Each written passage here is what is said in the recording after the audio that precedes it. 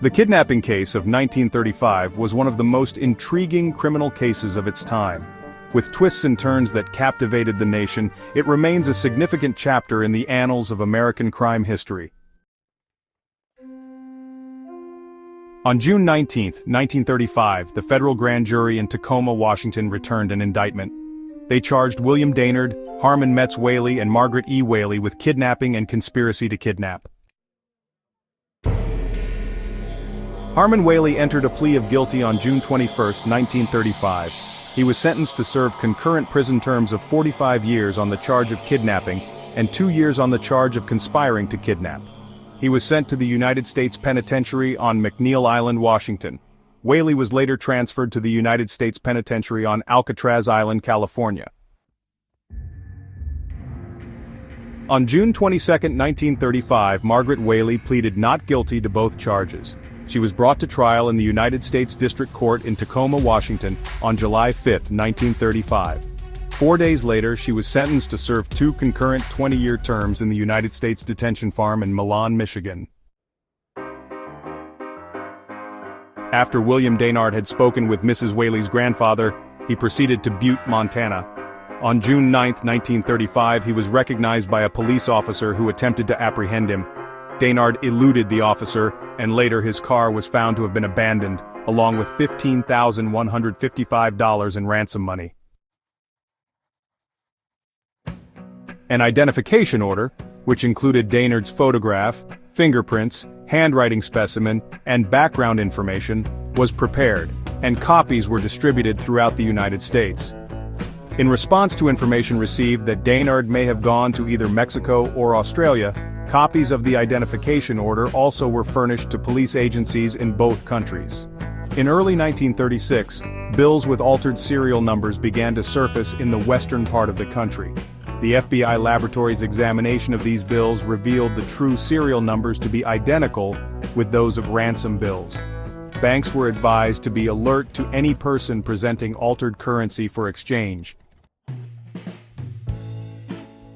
On May 6, 1936, employees of 2 different Los Angeles, California banks reported that a man had exchanged altered bills at each bank. His license number, obtained by personnel of both banks, was issued to a Bert E. Cole. A surveillance was maintained at the address listed for that license number. On the morning of May 7, 1936, special agents assigned to the FBI's San Francisco field office were instructed to search that neighborhood. 2 agents found a Ford bearing the reported license number in a parking lot enclosed by a wire fence. Later, a man entered the car and attempted to start it.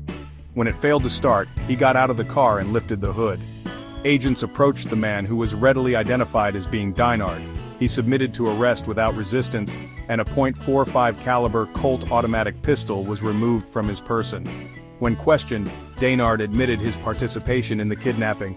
At the time of his arrest, agents recovered $37,374.47 in ransom money and bills that Dainard admitted he had received in exchange for ransom money.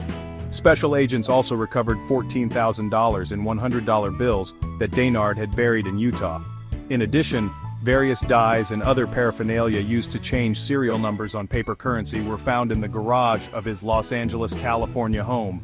Dainard was removed to Tacoma, Washington, where he entered a guilty plea in the United States District Court on May 9, 1936. He was sentenced to serve 2 concurrent 60-year prison terms for kidnapping and conspiring to kidnap. That same day, he was sent to the United States Penitentiary, McNeil Island, Washington. Upon his subsequent transfer to the United States Penitentiary, Leavenworth, Kansas, prison authorities determined Dainard to be insane and recommended that he be confined to a hospital. Further investigation by the FBI revealed that Edward Fliss, an associate of Dainard's, had assisted him in exchanging the ransom money. Fliss was located at the Del Mar Hotel, San Francisco, California, where he was arrested by FBI agents. He offered no resistance and admitted to helping Dainard dispose of the ransom money. Fliss was removed to Seattle, Washington, where an indictment was returned on November 10, 1936, charging him with assisting in the disposition of ransom money. He entered a plea of guilty and was sentenced to serve 10 years in prison and to pay a fine of $5,000. The participants in this kidnapping were sentenced to actual prison terms aggregating 135 years. During the course of the investigation, special agents of the FBI recovered a total of $157,319.47 in ransom money and cash received in exchange for ransom money. Harmon Metz Waley was the last of the kidnappers to be released from custody.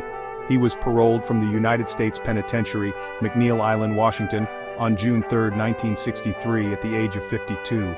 The victim of this kidnapping, George Weyerhaeuser, ultimately became the chairman of the board for the Weyerhaeuser Company.